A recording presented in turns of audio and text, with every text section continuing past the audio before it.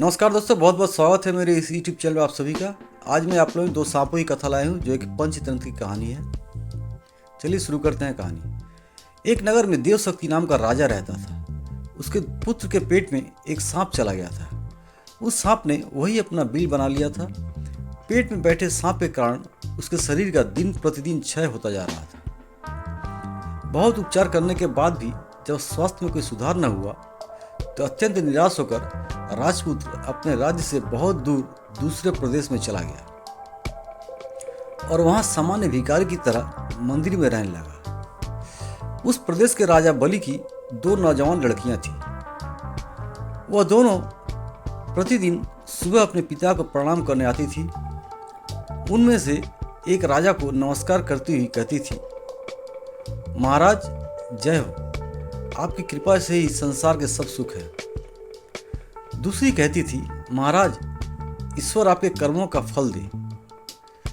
दूसरी के वचन को सुनकर महाराज क्रोधित हो जाता था। एक दिन इसी क्रोधवश में उसने मंत्री को बुलाकर आज्ञा दी, मंत्री इस कटु बोलने वाली लड़की को किसी गरीब परदेसी के हाथों में दे दो, जिससे यह अपने कर्मों का फल स्वयं चखे। मंत्रियों ने राजाज्ञा से उस लड़की का विवाह मंदिर में सामान्य भिखारी की तरह ठहरे परदेसी राजपुत्र के साथ कर दिया। राजकुमारी ने उसे ही अपना पति मानकर सेवा की। दोनों ने उस देश को छोड़ दिया। थोड़ी दूर जाने पर वे एक तालाब के किनारे ठहरे। वहां राजपुत्र को छोड़कर उसकी पत्नी पास के गांव में घी, तेल, अन्न आदि सौदा लेने गई। सौदा लेकर जब वो वापिस आ रही थी तब उसने देखा कि उसका पति तालाब से कुछ दूरी पर एक सांप के बिल के पास सो रहा है। उसके मुख से एक फनियल सांप बाहर निकलकर हवा खा रहा था। एक दूसरा सांप भी अपने बिल से निकलकर फन फैलाए वहीं बैठा था। दोनों में बातचीत हो रही थी। बिल वाला सांप पेट वाले सांप से कह रहा था, दुष्ट, तू इतने स्वर्ग सुंदर राजकुमार का जीवन क्यों नष्ट कर रहा है? पेट वाला सांप बोला, तू भी तो इस बिल में पड़े स्वर्ण कलश को दूषित कर रहा है।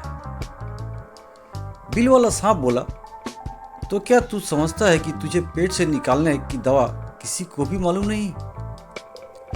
कोई भी व्यक्ति राजकुमार को उकाली हुई कांजी की राई पिलाकर तुझे मार सकता है। इस तरह दोनों ने एक दूसरे का भेद खोल दिया। राजकन्या ने दोनों की बातें सुन ली। उसने उनकी बताई विधियों से ही दोनों का नाश कर दिया। उसका पति भी निरोग हो गया। अब बिल में से स्वर्ग भरा कलश पाकर गरीबी भी दूर हो गई। तब दोनों अपने देश को चल दिए। राजपुत्र के माता पिता ने भी दोनों का स्वागत किया। दोस्तों, यदि मेरी वीडियो अच्छी लगे तो आप लोग प्लीज़ मेरे चैनल को सब्सक्राइब करना और मेरे इस वीडियो को लाइक एंड शेयर भी जरूर करना।